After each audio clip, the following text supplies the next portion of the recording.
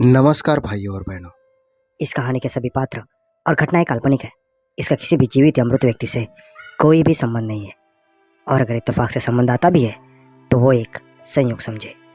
तो चलिए कहानी शुरू करते हैं। तपती दोपहर में तमाम लोग अपने अपने घरों में आराम से बैठे हुए थे। ऐसे में बड़े आराम से वो घर में दाखिल हुई। चौकीदार ने भी उसे ना रोका, क्योंकि वो रोज वहां आती थी और मालकिन ने भी कभी उसके आने पर रोक टोक नहीं लगाई थी। वो चुपचाप से दाखिल हुई तो सामने उसे नौकरानी मिल गई। नौकरानी ने उसे हैरानी से देखा, क्योंकि आज वो हर रोज की तरह नहीं बल्कि वक्त से पहले आ गई थी। लेकिन नौकरानी ने उसे कुछ ना कहा और उसे बैठने के लिए कहा। लेकिन वो उससे मालकिन के बारे में पूछने लगी तो नौकरानी कहने लगी, मालकिन भी बिजी है, अभी तुम बैठ जाओ। ये कहकर वो खुद बाहर चली गई। काफी देर इंतजार करने के बाद भी जब मालकिन बाहर ना आई तो उसने सोचा कि वो खुद ही मालकिन के कमरे में जाकर देख लेती है। वो उठी और मालकिन के कमरे की तरफ चल दी। दरवाजे पर दस्तक दी तो अंदर से आवाज आई, आ जाओ। उसने दरवाजा खोल दिया और अंदर दाखिल होने लगी। लेकिन जैसे उसने दरवाजा खोला, सामने का नजारा देखकर उसके कदमों तले से जमीन निकल गई, क्योंकि वहां तो उसकी, मेरा नाम रानी है, मैं आपको अपनी जिंदगी की दास्तां सुनाने जा रही हूं। मैं गरीब घराने से ताल्लुक रखती थी। 5 बहनों में सबसे छोटी थी। पिताजी के गुजर जाने के बाद माँ के लिए हम सब बहनों को पालना एक मुश्किल काम हो गया था। गरीबी से तंग आकर माँ ने छोटी सी उम्र में ही हम बहनों में से किसी बहन की किसी नशेबाज से तो किसी की भिखारी से शादी कर दी थी, क्योंकि माँ ने यह सोचा था कि अब बिना दहेज के इनकी कहाँ शादियाँ करूँगी। ऐसे में मुझे भी एक नशेबाज के साथ 2 बोल पढ़ाकर चलता किया था। मेरा पति ऐसा नशेबाज था कि रोज नशा करके मुझे मारता और पीटता रहता था। मैं एक नरक से निकलकर दूसरी नरक में आ गई थी। हालात इस तरह के थे कि एक दिन खाने को मिलता था तो एक दिन भूखी रहती थी। पति पेंटिंग का काम करता था, कभी 2 दिन के बाद काम पर जाता तो कुछ कमा कर लाता था, लेकिन पूरा पैसा नशे पानी पर ही खर्च कर देता था। लेकिन जब नशा उतरा हुआ होता था तब कुछ खाने को ला कर देता था। ऐसे ही वक्त गुजर रहा था। भगवान ने खुशखबरी दी तो मुझे कुछ सहारा हुआ कि चलो अब मेरे लिए भी आसानी हो जाएगी। इतनी मन्नतें मांगती कि भगवान बेटा दे, भगवान बेटा देगा तो शायद वही मेरा सहारा बनेगा। लेकिन ऐसे हालात में भी पति ने मारना पीटना कम नहीं किया था, बल्कि मैं ही बीमार रहने लगी थी। लेकिन पति को फिर भी दया नहीं आती थी। वो हमेशा की तरह मारता रहता था। मैं अपनी जिंदगी से बहुत तंग आ चुकी थी, लेकिन कुछ कर भी नहीं सकती थी। एक दिन इत्तेफाक से पति ने नशा नहीं की थी और नहा धोकर बड़े अच्छे मूड में मेरे पास बैठा और बातें करने लगा। मुझे बहुत हैरानी हुई कि ऐसा पहले कभी नहीं हुआ था। लेकिन उसकी असलियत तो बाद में पता चली कि इन सब का मकसद क्या था। खैर, वो मेरे पास बैठा बातें कर रहा था तो मैंने उसे अच्छे मूड में देखा और मौका अच्छा है जानते हुए मैंने बात छेड़ दी और कहने लगी कि भगवान ने बेटा दिया तो उसे बड़ा अफसर बनाऊंगी। मेरी आंखों में ख्वाब है। मेरी बात सुनकर पति मुस्कुराया और कहने लगा, अगर बेटी दी तो फिर उसे चुपचाप से मेरे हवाले कर दोगी।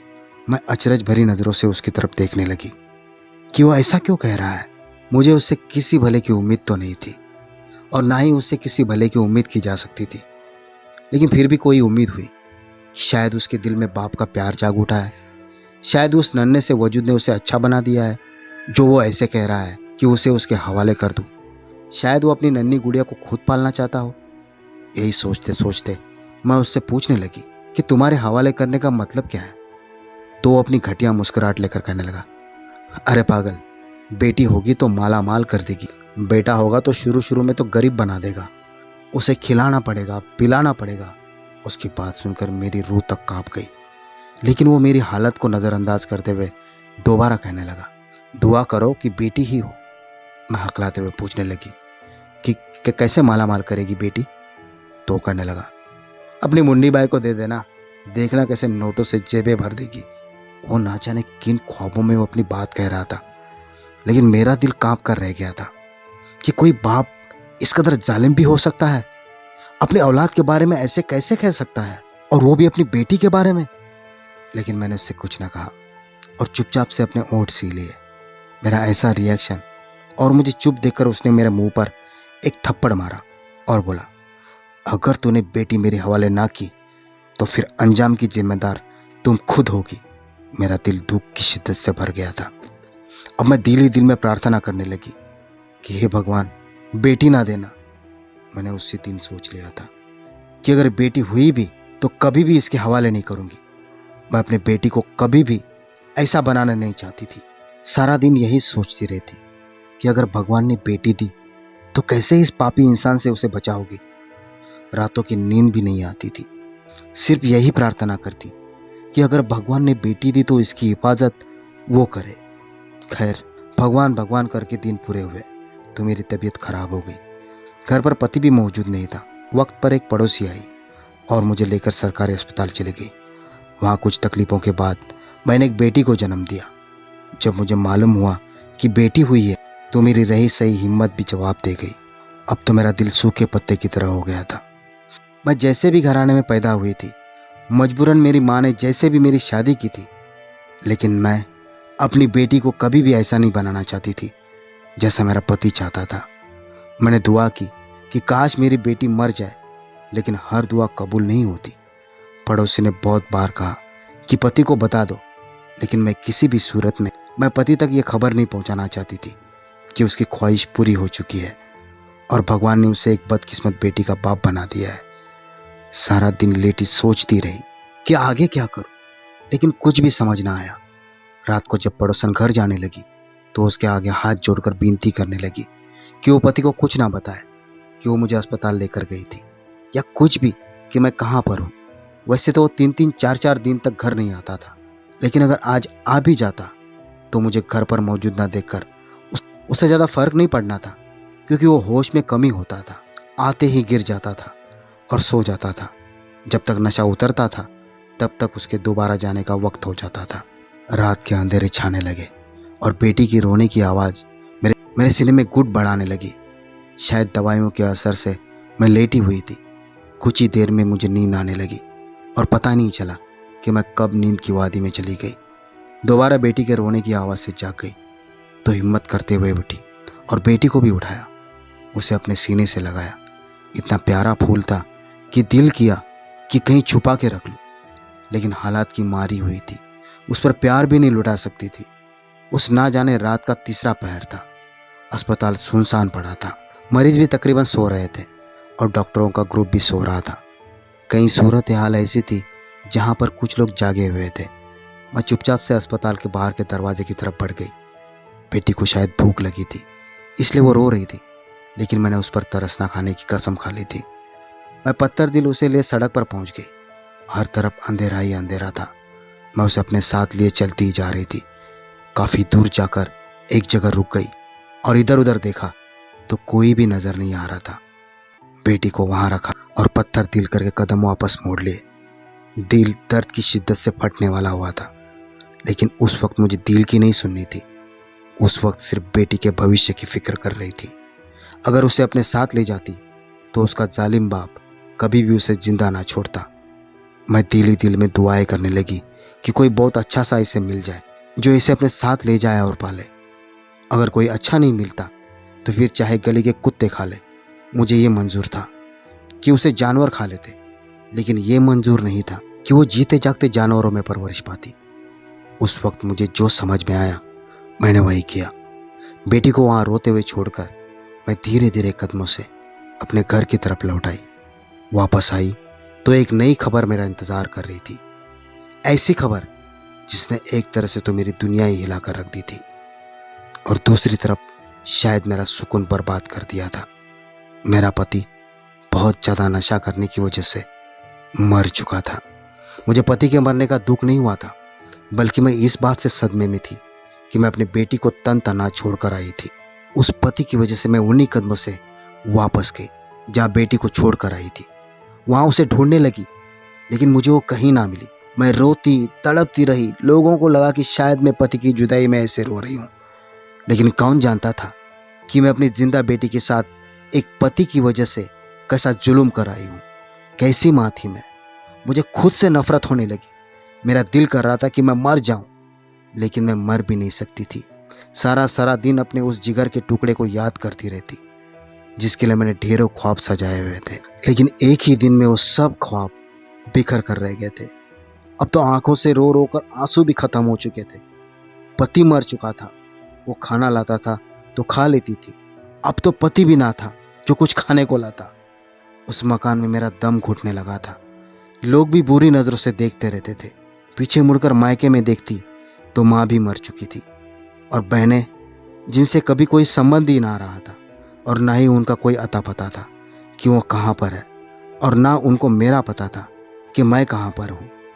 अब मुझे समझ में नहीं आ रहा था कि मैं क्या करूँ जिससे अपना पेट तो भर सकूँ। एक पड़ोसन की मदद से एक फैक्ट्री में काम ढूंढा। वो पैकिंग वाली फैक्ट्री थी जहाँ पर चीज़ें पैक की जाती थी। पड़ोसन के साथ मैं उस फैक्ट्री में जाने लगी, लेकिन वहाँ पर मौजूद मर्दों की नज़रें देखकर मुझे खुद पर घिन आती थी। इतना बुरा वहाँ का माहौल था कि मर्द और औरत में फ़र्क ही नहीं था। एक दफ़ा मालिक ने मुझे अपने पास बुलाया और बदतमीजी करने की कोशिश की। मैं सारा काम वही छोड़कर अपने घर भाग आई, लेकिन आखिर कब तक भाग सकती थी। मगर मैं इज्जत से जीना चाहती थी, बाहर नहीं निकलना चाहती थी। अब मेरे समझ में नहीं आता था कि ऐसा क्या करूं जो घर बैठे भी कर सकूं और पेट भी भर सकूं। यूं ही मैं अपने एक सहेली के घर में एक उम्मीद लेकर गई कि शायद वहाँ से कोई मिल जाए जिससे कोई मदद हासिल हो जाए, लेकिन वहाँ से तो कुछ ना मिला। लेकिन उससे थोड़ी दूर ही मुझसे बड़ी मेरी बहन मिल गई।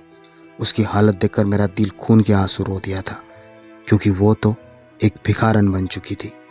मुझे याद आया कि मेरी माँ ने उसकी शादी एक भिखारी के साथ कर दी, जिसकी वजह से वो भी गली गली मांगती फिरती थी। मैंने उसे अपने हालात बताए तो वो हंसती और कहने लगी, इज्जतदार बन के जीना है तो भूख से ही मर जाओगी। ऐसा करो कि मेरे साथ मेरा वाला काम शुरू कर दो।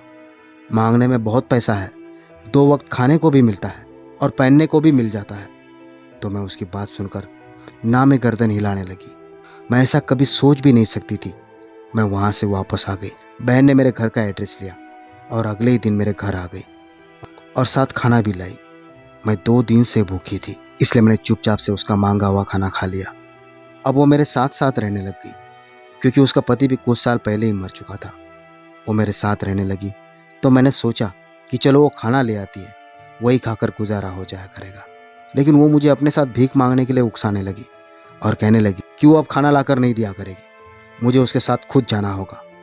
मरती क्या ना करती। आखिरकार अपनी इज्जत को टांग कर रखकर मैंने उसके साथ मांगना शुरू कर दिया। शुरू में तो रोती, तड़पती और बेहद शर्मिंदगी से किसी के आगे हाथ फैलाती थी, लेकिन फिर ऐसी आदत हुई कि अपनी बहन के पेशे के साथ मैंने भी उसे अपना पेशा बना लिया। मोहल्ले वालों ने बहुत बातें बनाई, लेकिन मुझे अब परवाह ही किसकी थी। अपनी बेटी की याद में तड़पती हुई पत्थर दिल बन चुकी थी मैं। अब तो ऐसा था जैसे किसी बात का फर्क ही नहीं पड़ता हो। रोज उस जगह पर जाती जहाँ बेटी को फेंका था और उस जगह को देखकर रोती रहती थी। एक दिन मैं अकेली ही उस जगह पर खड़ी रो रही थी और ना जाने कितना वक्त बीत गया। फिर याद आया कि कुछ खाने के लिए भी लेकर जाना है। ऐसे ही आगे चलती गई। थोड़ी सी दूर गई तो एक बंगला दिखाई दिया। इससे पहले कि मैं उस बंगले में कुछ मांगने के लिए दाखिल होती, बंगले में दाखिल होती हुई गाड़ी गेट पर रुक गई। मैं चुपचाप से उम्मीद से उस गाड़ी को देख रही थी। जब उसका शीशा नीचे हुआ और उसमें बैठी औरत ने इशारे से मुझे अपने पास बुलाया, मैं जल्दी जल्दी उसके पास गई तो वो कहने लगी, अंदर आ जाओ। मैं बहुत हैरान हुई कि एक भिखारी को इतनी अहमियत कोई नहीं दे सकता। खैर, वो शायद उस बंगले की मालकिन थी। गाड़ी अंदर चली गई थी और चौकीदार ने मुझे भी अंदर जाने दिया। मैं चुपचाप से अंदर चली गई।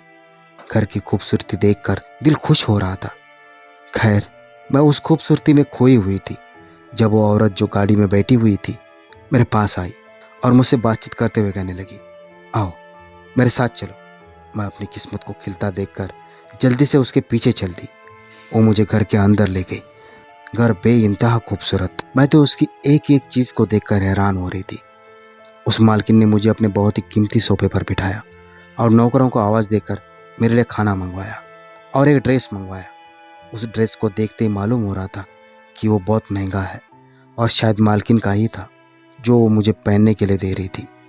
मैं हैरान हुई और आखिरकार जब रहा ना गया तो पूछ बैठी कि आप मुझ पर ऐसी मेहरबानी क्यों कर रही है। तो मुस्कुराकर कहने लगी, तुम भी इंसान हो, मैं भी इंसान हूँ। अगर मैं अच्छी हालत में हूँ तो मेरा फर्ज बनता है कि तुम्हें भी अच्छी हालत में करूँ। तो मेरा दिल खुश हो गया। उसने मेरे बारे में पूछा कि मैं कहाँ रहती हूँ। मैंने उसे बताया कि मैं ऐसे ऐसे यहाँ पर रहती हूँ। ज़्यादा उसने भी ना पूछा और ज़्यादा मैंने भी ना बताया कि मैं कौन हूँ और मेरी ज़िंदगी के क्या हालात हैं। उसने मुझे साथ में खाना भी दिया और कहने लगी कि चलो ठीक है, अब दोबारा कल फिर आना। मैं बहुत खुश हुई और खाना लेकर अपने घर की ओर चल दी। घर जाकर मैंने बहन को कुछ ना बताया। अगर उसे बता देती तो मेरे जाने से पहले ही कल उस बंगले में चली जाती। मैंने बस ये कह दिया था कि कोई नेक दिल औरत थी, ना जाने किस घर की थी, उसने एक खाना दिया और कपड़े भी दिए हैं। तो मेरी बहन बड़ी जलन से मेरे कपड़ों को देखने लगी और कहने लगी, बड़ा लंबा हाथ मारा है।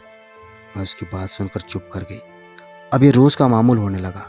मैं रोज उस मालकिन के घर जाती और अच्छा अच्छा खाना खा कर आती और वो मालकिन बहुत अच्छे से मेरे साथ पेश आती और यूँ लगता था जैसे बहुत अपनी है, जैसे मेरी बहुत परवाह है उसे। मैं रोज एक ही टाइम पर उसके पास जाती। उसने एक ही टाइम दे रखा था कि वो इस वक्त घर पर होती है, मैं सिर्फ इसी वक्त आया करूं। इसलिए जो टाइम उसने दे रखा था मैं उसी वक्त जाती। अब मैंने मांगना भी छोड़ दिया था। बहन पूछती तो यही कहती कि कहीं से ले आती हूँ, बस तुम बात की तह तक मत जाना। एक दिन यूं हुआ कि बहन कल वाला सारा खाना खा गई और मुझे बहुत जोर की भूख लगने लगी। जो वक्त मालकिन ने दे रखा था अभी वो होने में पूरे 2 घंटे पड़े हुए थे। मैं परेशानी से वक्त देखती रही, लेकिन वक्त तो गुजर ही नहीं रहा था। सोचा चलो मालकिन के घर चली जाती हूँ, उसकी नौकरों से खुद ही खाना मांग लूंगी। ये सोचकर मैं बंगले में चली गई। तपती दोपहर में तमाम लोग अपने अपने घरों में डूब के बैठे थे। मैं रोज की तरह घर में दाखिल हुई। चौकीदार ने भी ना रोका क्योंकि मैं रोज वहां आती थी और मालकिन ने भी मेरे आने पर टोक नहीं लगाई थी। मैं चुपचाप से अंदर दाखिल हुई। सामने ही नौकरानी मिल गई। नौकरानी ने हैरानी से देखा क्योंकि आज मैं रोज के समय से बहुत पहले आ गई थी, लेकिन उसने कुछ ना कहा। मैं उससे मालकिन के बारे में पूछने लगी तो नौकरानी कहने लगी कि मालकिन अभी बिजी है, अभी तुम बैठ जाओ। ये कहकर वो खुद बाहर चली गई। मेरे काफ़ी देर इंतज़ार करने के बाद भी जब मालकिन बाहर ना आई तो मैंने सोचा कि खुद ही मालकिन के कमरे में चली जाती हूँ। मैं उठी और मालकिन के कमरे की तरफ चल दी। दरवाजे पर दस्तक दी तो अंदर से आवाज़ आई कि आ जाओ। मैंने दरवाज़ा खोल दिया और अंदर दाखिल होने लगी, लेकिन जैसे मैंने दरवाज़ा खोला तो सामने का मंजर देखकर मेरे कदमों तले से ज़मीन निकल गई, क्योंकि वहाँ तो बिल्कुल मेरी ही शक्ल की एक छोटी सी बच्ची बैठी हुई थी। मालकिन उस बच्ची के साथ खेल रही थी और उसे प्यार कर रही थी। मैं उसको देखकर थम सी रह गई थी। मालकिन ने मुझे दरवाजे में खड़ा देखा तो एक लम्हे के लिए उनके चेहरे का रंग उड़ा हुआ लगा, लेकिन फिर वो खुद को संभालते हुए कहने लगी, अरे अरे रानी, तुम आज इतनी जल्दी आ गई हो, आ जाओ बैठो। लेकिन मैं तो एक ही बात में खोई हुई थी कि वो लड़की बिल्कुल मेरे जैसे कैसी थी। मालकिन उठी और मेरा हाथ पकड़कर मुझे ले जाकर उस बच्ची के पास बिठा दिया और कहने लगी, इतनी हैरान होकर क्यों देख रही हो, मेरी बेटी है ये। मैं हैरानी से मालकिन का मुंह देखने लगी और कहने लगी, आपने तो पहले कभी जिक्र नहीं किया इसके बारे में।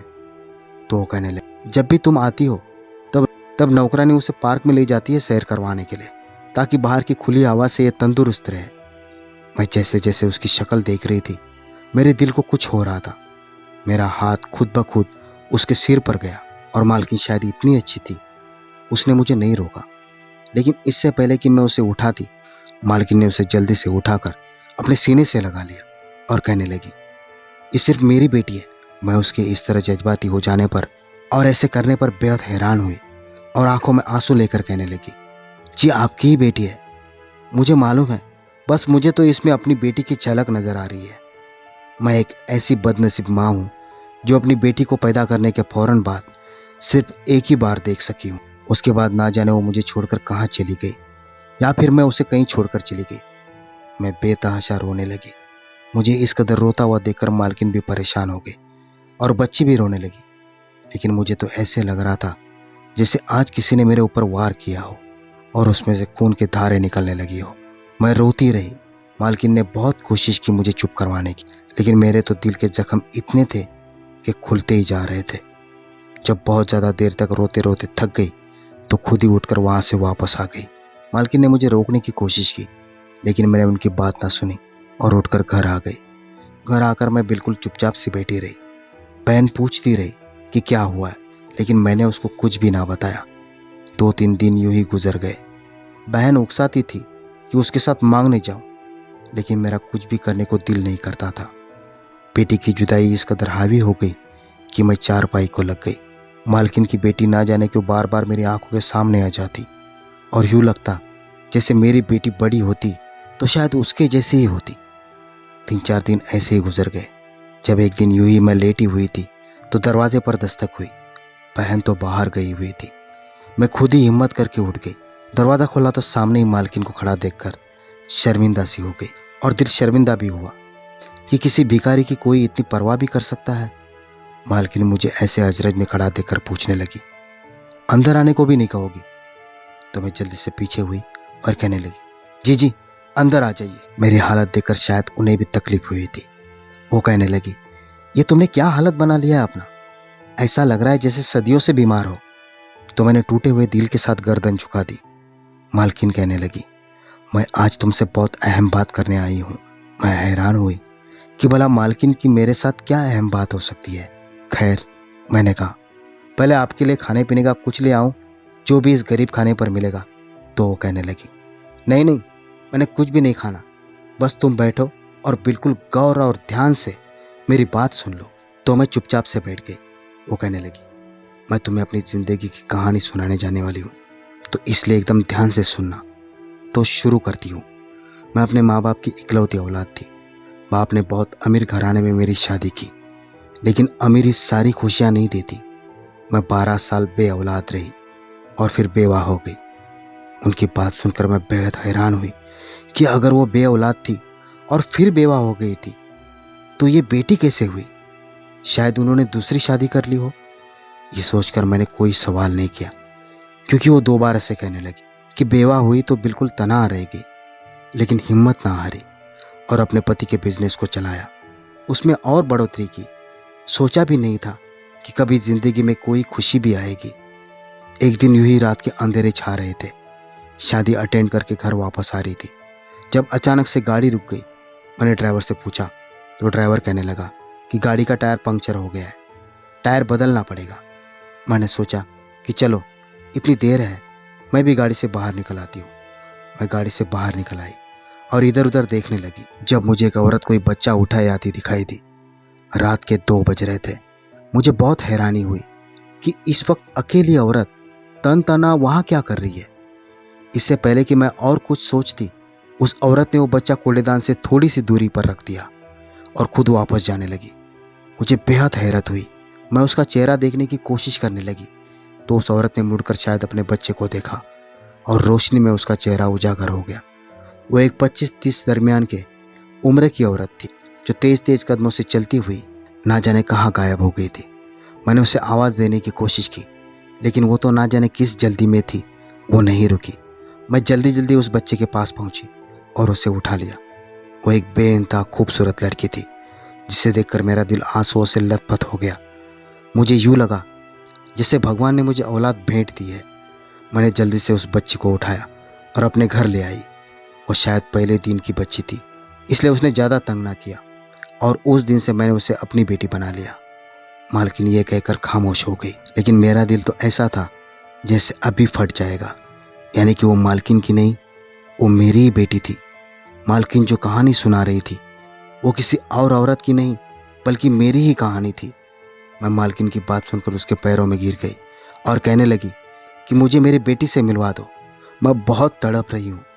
उसके लिए मैंने उसे जाकर बहुत ढूंढा, लेकिन वो मुझे नहीं मिली। मालकिन कहने लगी, मैं इतनी कठोर और जालिम नहीं हूँ कि एक माँ को उसकी बेटी से अलग कर दूँ।